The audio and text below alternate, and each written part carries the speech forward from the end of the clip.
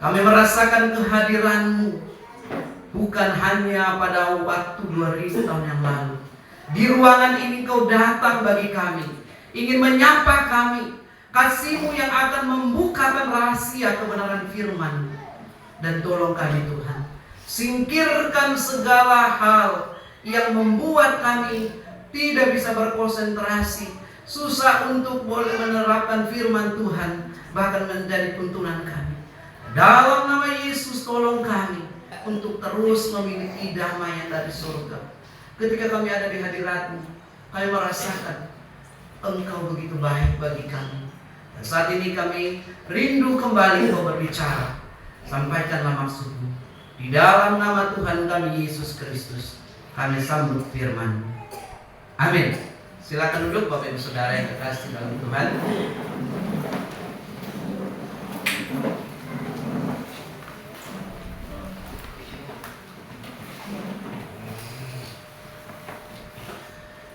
Shalom. Shalom. Ya. Selamat Natal bagi kita semuanya. Ya, biarlah damai sukacita yang menjadi bagian kita, menjadi bagian juga seluruh umat Tuhan di seluruh dunia. Pada hari ini kita akan belajar kebenaran tentang kasih yang mendamaikan. Kasih dari mana? Nanti kita akan melihat dari beberapa bagian. Yang pertama, Yesaya pasal 6 ayat 9.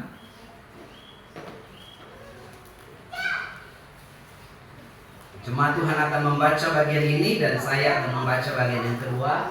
1 Yohanes pasal yang keempat ayat 7 sampai 10. Kalau sudah menemukan katakan amin. Saya ulangi, Yesaya pasal 6 ayat yang ke-9. Jika sudah menemukannya, silakan jemaat Tuhan bangkit berdiri, kita membacakannya dengan bersama-sama bagian ini.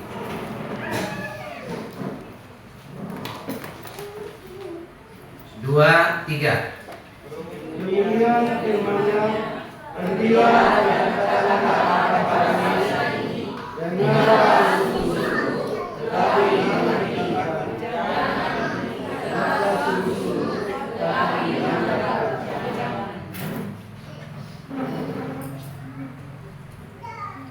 Ayat yang ke-9, ayat yang kelima, 1, 2, 3. Lalu kataku, silakan aku binasa, sebab aku ini seorang yang najis bibir, dan aku tinggal di tengah-tengah bangsa yang najis bibir. Namun mataku telah melihat Sang Raja, yakni Tuhan semesta alam. 1 Yohanes 4 ayat 7 sampai 10 saya membacakannya dalam versi TB terjemahan baru yang kedua. Allah adalah kasih. Saudara-saudara yang terkasih, marilah kita saling mengasihi, sebab kasih itu berasal dari Allah. Setiap orang yang mengasihi lahir dari Allah dan mengenal Allah. Siapa yang tidak mengasihi, ia tidak mengenal Allah, sebab Allah adalah kasih. Dalam hal inilah kasih Allah dinyatakan di tengah-tengah kita, yaitu bahwa Allah telah mengutus anaknya yang tunggal ke dalam dunia supaya kita hidup olehnya. Inilah kasih itu, bukan kita yang telah mengasihi Allah, tetapi Allah yang telah mengasihi kita dan mengutus anaknya sebagai pendamaian bagi dosa-dosa kita. Amin. Silakan duduk Bapak Ibu Saudara yang dikasihi dalam Tuhan. Ya, kita hari ini akan belajar kebenaran tentang kasih yang tentunya kita akan pelajari dari surga yang mendamaikan. Bapak Ibu Saudara yang kekasih dalam Tuhan, dua konteks firman Tuhan ya dari Nas dari Sinode mengajar kita mempelajari. Yang pertama, tentu konteks yang agak kontras nantinya. Yesaya pasal 6 ayat yang kelima dan ke-9. Di sini dikatakan tadi konteksnya bagaimana Tuhan mengutus Yesaya dan Yesaya sadar dia berhadapan dengan siapa dan bagaimana sikapnya berhadapan Allah yang maha suci, maha kuasa itu. Maka dikatakan celakalah Ayat yang ke-9 juga dikatakan, kemudian firman-Nya, pergilah dan katakanlah kepada mereka. Rupanya kondisinya jelas digambarkan di sini. Bangsa itu apa? Mereka mendengar tapi tidak mengerti. Mereka juga tidak memahami apa yang disampaikan itu. Bahkan dikatakan ayat 10, buatkah hati bangsa ini keras, telinganya berat mendengar, matanya melekat tertutup, supaya jangan mereka melihat dengan matanya dan mendengar dengan telinganya dan mengerti dengan hatinya, lalu berbalik menjadi sembuh. Inilah kondisi pada saat itu. Dalam konteksnya ini maka kita akan belajar melihat, Bapak Ibu Saudara yang terkasih, di bagian yang kedua di Perjanjian Baru, setelah jauh masanya itu dituliskan bagaimana kondisi manusia dalam Perjanjian Lama, Yesaya pasal 6, tetapi dengan kehadiran kasih dari surga. Jauh sebelum Yesus lahir ke dunia yang kita peringati hari ini, Allah telah mengadakan perjanjian baru kepada segala kaum keluarga Israel, umat pilihannya, bahwa Dia akan mengasihi mereka dengan kasih yang kekal. Amin. Allah mengasihi manusia jauh sebelum kedatangan Tuhan Yesus dengan kasih apa? Kekal. Artinya apa? Tidak ketika ada kondisi enak baru mengasihi, ketika ada uang baru mengasihi, tidak ada masa sedang senang baru mengasihi, tapi dikatakan no limit, tidak ada batasan waktunya. Kekal berarti tidak ada awal dan tidak ada akhir. Dalam kondisi apapun juga manusia, sifat dasar Allah adalah kasih adanya. Ini yang perlu pertama kita pahami. Namun Bapak Ibu Saudara, tentunya dalam konteksnya ini kita melihat Yesaya berkata bahwa bangsa ini telah rusak dan saya pun tinggal di bangsa yang cemar bibirnya, berdosa di hadapan Allah. Kasih itulah yang membuat Bapa mengutus putranya yang tunggal. Maka dalam Perjanjian Baru dikatakan, dalam Lukas dikatakan, malaikat datang pada seorang perawan mereka berkata, dia akan menjadi pembebas, dia akan menjadi juru selamat, sebab Allah menyertai kita. Nah, tidak cukup hanya kata itu saja, pengungkapan hebat kasih yang ditunjukkan Allah Bapa pada kelahiran Yesus. Jika Yesus tidak datang ke dunia, kita tidak akan pernah mengalami anugerah kasih yang kekal. Jika Tuhan Yesus tidak menggenapi janjinya, tapi tentu Dia menggenapi. Hanya manusia kita melihat. Biasanya kalau manusia, kau yang berjanji, ya. Siapa yang pernah di sini janji sama anaknya, nak, nanti kalau naik peringkat atau dapat nilai yang bagus, papi, mami, atau bapak, mama kasih hadiah. Tapi setelah, Pak, Mak, ini rapor saya, betapa sering kita katakan, nanti ya, tunggu ya, atau sabar ya. Itu janji manusia. Tapi Pak, tidak dengan janji Allah. Allah tahu persis bahwa sifat dasarnya tidak bisa dipungkiri. Dia berjanji. Tidak disebabkan oleh karena manusia baik, tetapi Dia pun tetap melaksanakan. Walaupun dalam kondisi Yesaya ini umat itu cemar, penuh dengan dosa dan pelanggaran. Nah, Bapak Ibu Saudara, kembali ke bagian firman Tuhan ini. Jadi kita akan melihat inilah yang sedang dialami orang yang tahu diri. Maksudnya apa? Ada orang yang tidak tahu diri. Dia sudah tahu salah, tapi dia tetap pura-pura benar. Inilah kondisi manusia. Tetapi yang kita lihat di Nabi Yesaya ayat yang ke-5 ini, maka ketika dia bertemu dengan Allah lalu goyang rumah Allah itu dengan penuh dengan asap, dia takut. Harusnya ketika kita berhadapan dengan Tuhan ada rasa takut dan gentar.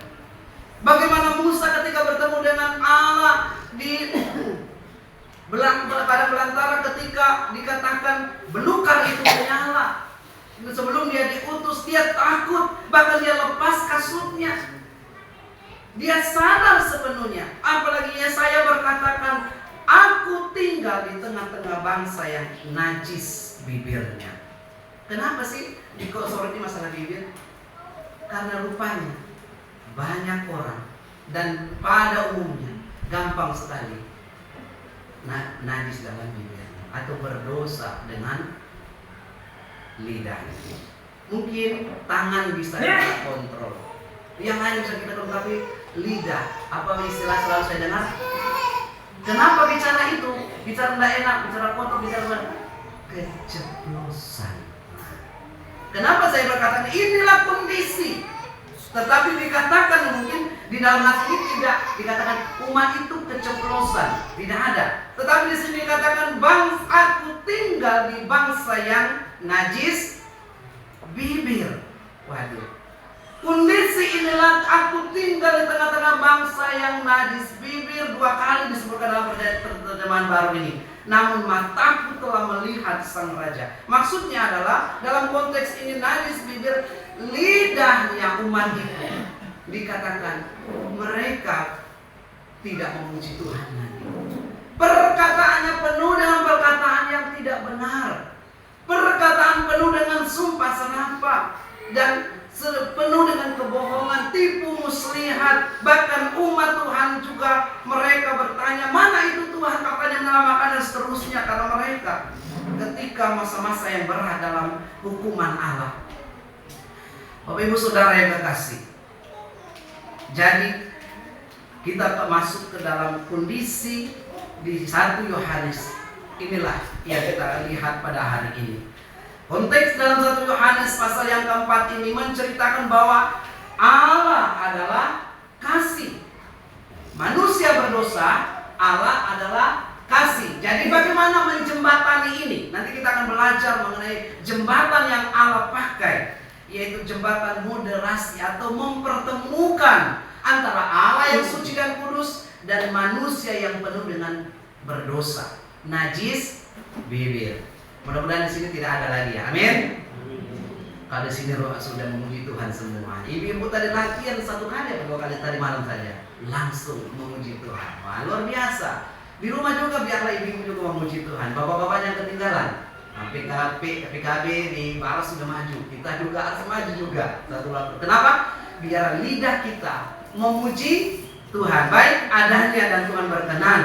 Untuk dikatakan jadi siapapun kita saudara dalam konteks ini, maka kita harus mempelajari bahwa kita orang berdosa. Kita ditinggal di tengah-tengah bangsa yang najis bibir atau mudah sekali berkata-kata yang tidak memuliakan Tuhan. Berdosa dalam lidah, lidah tidak bertulang, tak terbatas kata-kata. Hari ini remaja putri biasanya katanya menurut sudah berapa kata-kata yang dikeluarkan dengan mamanya, bapaknya, atau dengan siapa? Ibu-ibu dengan yang cerewet dengan anak-anaknya pagi-pagi sudah berapa kata-kata yang disampaikan? Biarlah lidah kita dikatakan kita belajar untuk mawas diri dan juga memeriksa diri kita. Tuhan, saya banyak berkata, tetapi kadang-kadang kata-kata saya tidak memuliakan Tuhan.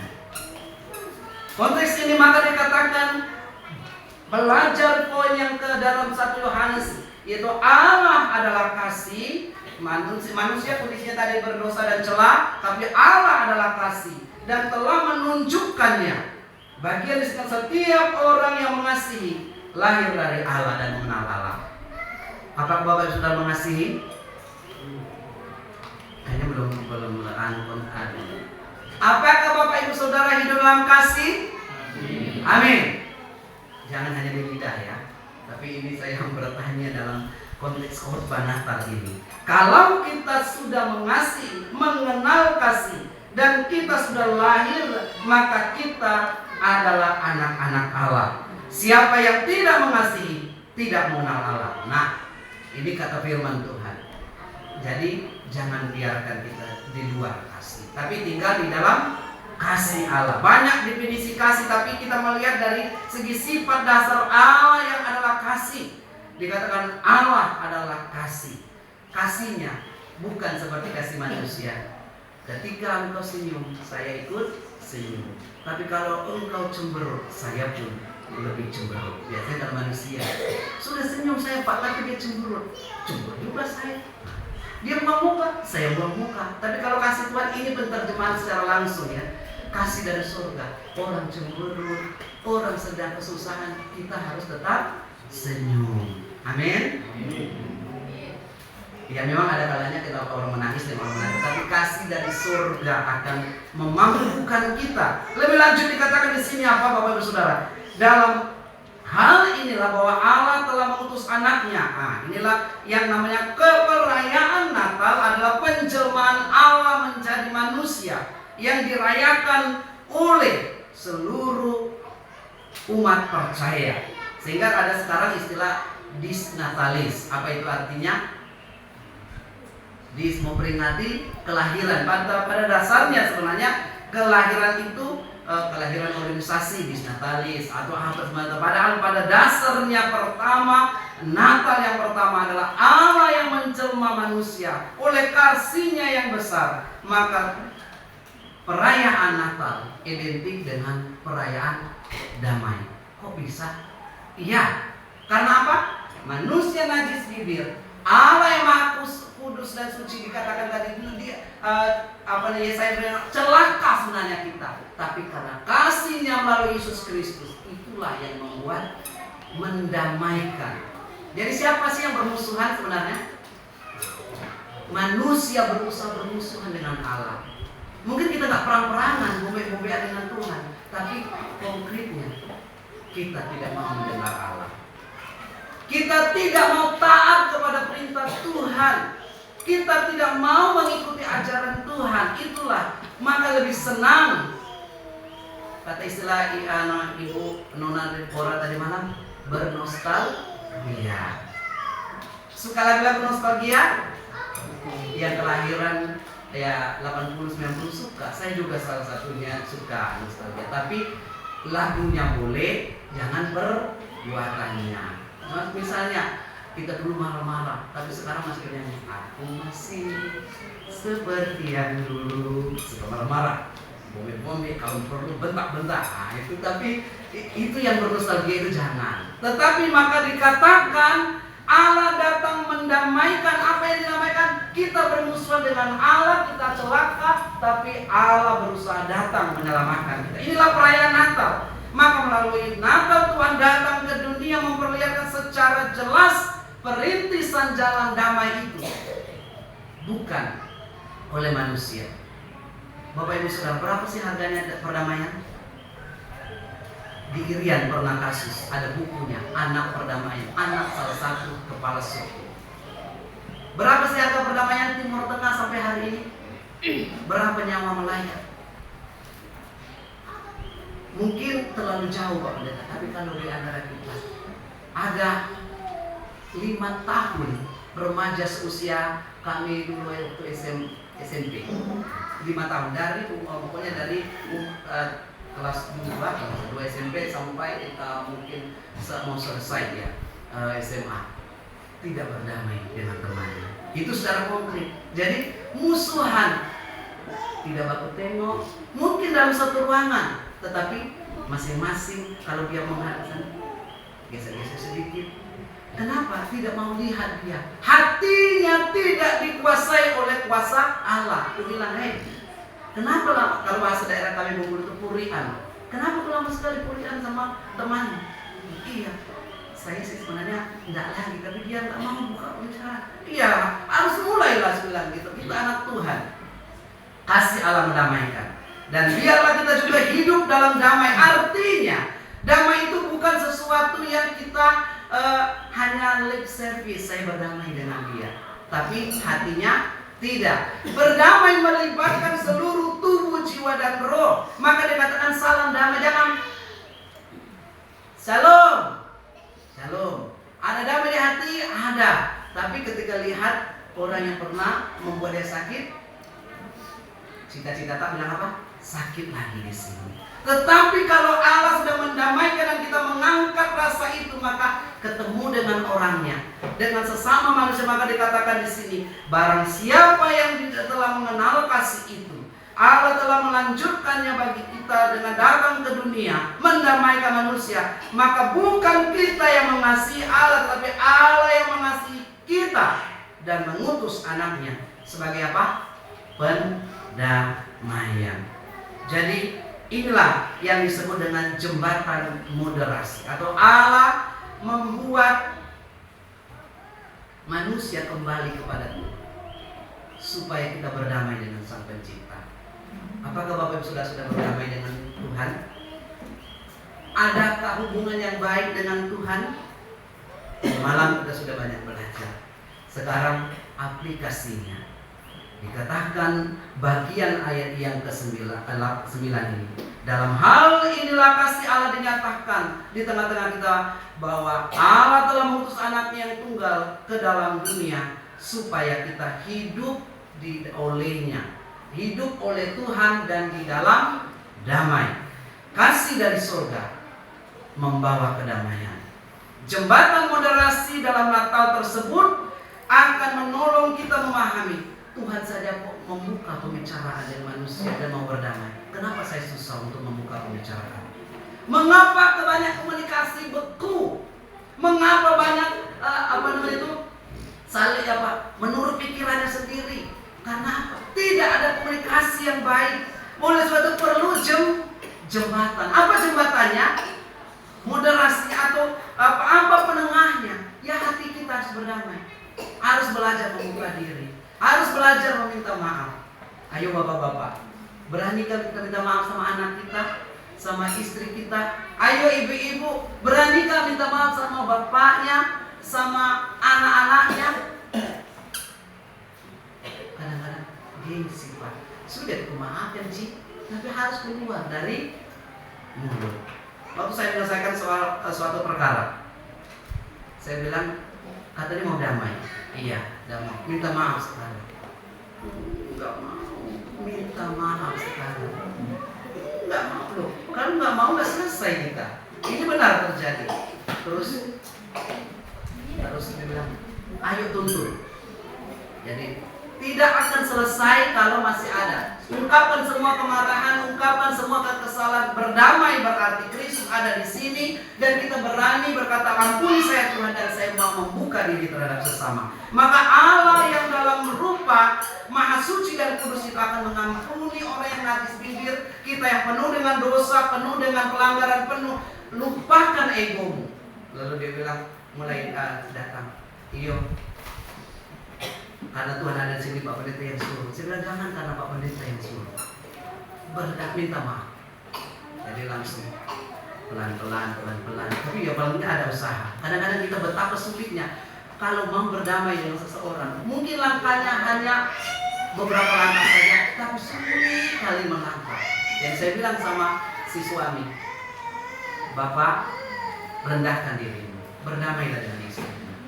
Tadi mau motor dibagi dua, anak dibagi dua, apa semua dibagi dua. Sebenarnya bisa nggak motor itu dibagi dua, terus dipotong, terus disensor, potong, pakai. Enggak.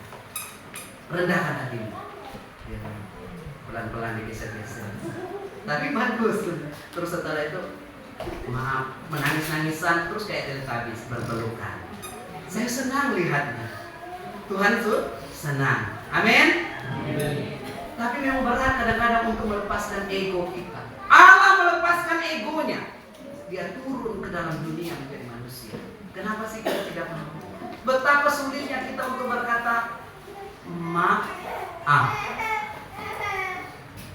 Oleh sebab itu Bapak Ibu Saudara, di sepanjang Natal ini mungkin ada kata-kata kita tadi saya berkata bukan hanya di zaman Alkitab saja, kita pun hari-hari ini akan keceplosan. Tapi mudah-mudahan tidak. Amin.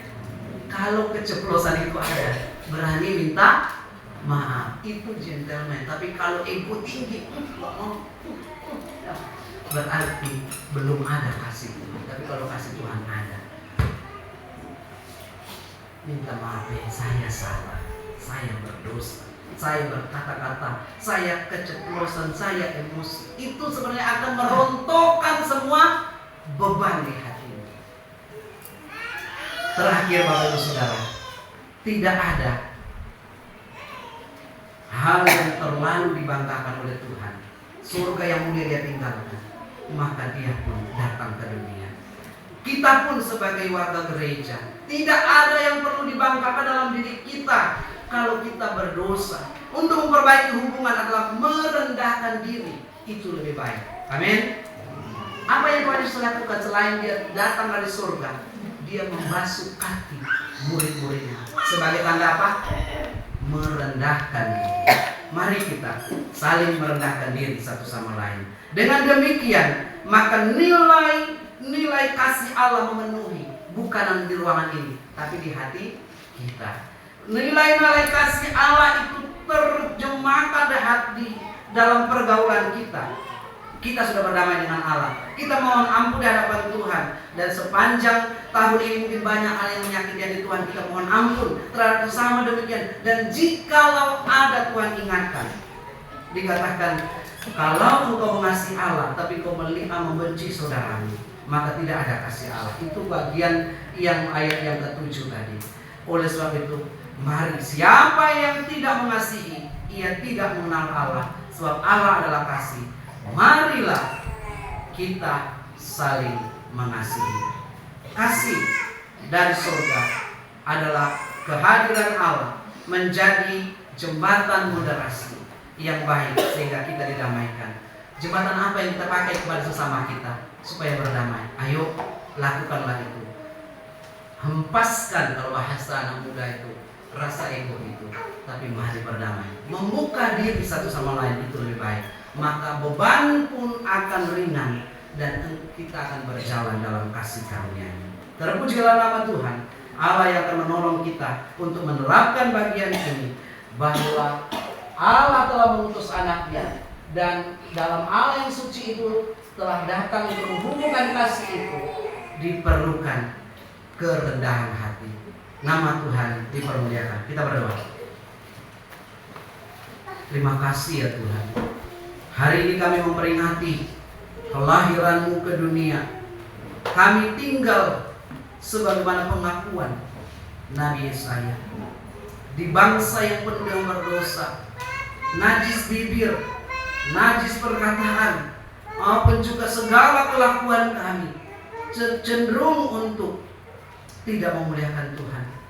Tuhan, kasih dari surga memenuhi tempat kami, memenuhi seluruh dunia, bahkan memenuhi hati kami masing-masing. Engkau lihat kami Tuhan, tolong kami untuk berdamai. Berdamai dengan Engkau, berdamai dengan diri sendiri, menerima diri sendiri, berdamai dengan semua orang. Karena itu hakikatnya Natal membawa kedamaian dalam segala hubungan yang ada. Momen Natal ini Tuhan, ketika Engkau mengingatkan sesuatu bagi kami, jangan kami membiarkan ego kami yang kami ikuti, tetapi biarlah sungguh kami merendahkan diri, belajar seperti Engkau. Engkau telah mengosongkan diri-Mu lahir, meninggalkan surga mulia untuk menebus dosa manusia. Mampukan kami juga untuk saling merendahkan diri, melepaskan ego dan diri kami, supaya sungguh kami mau berdamai satu dengan yang lain. Terima kasih Bapa di surga, karena kasih-Mu yang mendamaikan kami. Biarlah kami pun hidup damai satu dengan yang lain dari sekarang sampai selamanya. Haleluya. Amin. Kami silakan untuk bersama-sama.